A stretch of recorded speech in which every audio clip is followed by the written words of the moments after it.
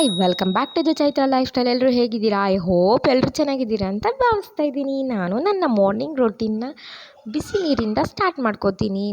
ಎಕ್ಸಸೈಸ್ನ ಮಾಡಿ ನಾನು fresh up ಆಗಿ ಪೂಜೆನ ಮುಗಿಸ್ಕೊಂಡೆ. ಪೂಜೆ ಮಾಡಿದ್ರೆ ಮನೇಲಿ ಏನೋ ಒಂಥರ ನೆಮ್ಮದಿ ಅಲ್ವಾ, ಬೇರೆ ಕೆಲಸ ಮಾಡಲಿಕ್ಕೆ.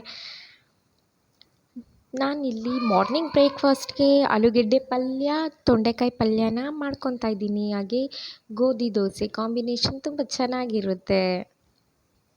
ನಾನು ಯಾವಾಗಲೂ ಅಷ್ಟೇ ಮಾರ್ನಿಂಗ್ ಬ್ರೇಕ್ಫಾಸ್ಟ್ನ ಸ್ವಲ್ಪ ಲೈಟಾಗೆ ಪ್ರಿಪೇರ್ ಮಾಡಲಿಕ್ಕೆ ಟ್ರೈ ಮಾಡ್ತೀನಿ.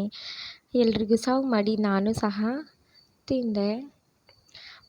ಮನ್ವಿಗೆ ಸ್ನಾನ ಮಾಡಿಸಿ ಅವನಿಗೂ ಕೂಡ ಫ್ರೆಶ್ ಅಪ್ ಮಾಡಿದೆ. ಅಡುಗೆ ಮನೆ ತುಂಬಾ ಮೆಸ್ಸಿ ಆಗಿತ್ತು. ಅದಕ್ಕೆ ಗ್ಯಾಸ್ ಸ್ಟವ್ನೆಲ್ಲ ಒರೆಸ್ಕೊಂಡು ಪಾತ್ರೆ ತೊಳೆದು ಮನೆ ಸ್ವಲ್ಪ ಆಟ ಸಾಮಾನೆಲ್ಲ ಅಂಡಿದ್ದ ಅದೆಲ್ಲ ಎತ್ತಿಟ್ಟು ಮನೆ ಕಸ ಗುಡಿಸ್ದೆ. ಅಷ್ಟರಲ್ಲಿ ಅವ್ನು ಮಲ್ಕೊಂಡ. ಲಂಚಿಗೆ ಪ್ರಿಪೇರ್ ಮಾಡೋಣ ಅಂತ ಹೇಳಿ ಬಟ್ಟೆ ಎಲ್ಲ ವಾಶ್ ಮಾಡಿ ಲಂಚಿಗೆ ಪ್ರಿಪೇರ್ ಮಾಡ್ಕೊತಾ ಇದ್ದೀನಿ. ಲಂಚಿಗೆ ಇವತ್ತು ಬಸ್ಸಾರು, ಸೊಪ್ಪು ಕಾಳು ಹಾಕಿ ಹಾಗೆ ಸ್ವಲ್ಪ ಪಲ್ಯಗಳಿಗೆ ಬೇಯಿಸೋಕ್ಕಿಟ್ಕೊಂಡು ಸಾಂಬಾರಿಗೆ ಇಲ್ಲಿ ಖಾರ ರುಬ್ಬಿ ಒಗ್ಗರಣೆ ಕೊಟ್ಕೊಂಡೆ.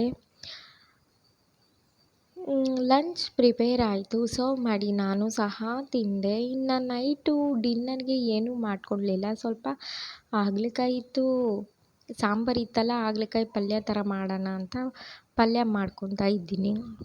ಇಲ್ಲಿ ಈರುಳ್ಳಿ, ಟೊಮೊಟೊ, ಸ್ವಲ್ಪ ಬೆಳ್ಳುಳ್ಳಿ, ಕರಿಬೇವು ಸೊಪ್ಪು ಹಾಕ್ಕೊಂಡು ಒಗ್ಗರಣೆ ಕೊಟ್ಕೊಂಡೆ. ಟೊಮೊಟೊಗೆ ಉಪ್ಪು ಹಾಕಿ ಬೇಯೋಕ್ಕಿಟ್ಟು ನೆಕ್ಸ್ಟು ಹಾಗಲಕಾಯಿ ಹಿಂಡಿ ಹಾಕ್ಕೊಬೇಕು. ನೀರು ಬಿಡಬಾರ್ದು, ತೊಳೆದಿರೋ ನೀರು, ಇಲ್ಲ ಕಸರೆ ಆಗಿಬಿಡುತ್ತೆ.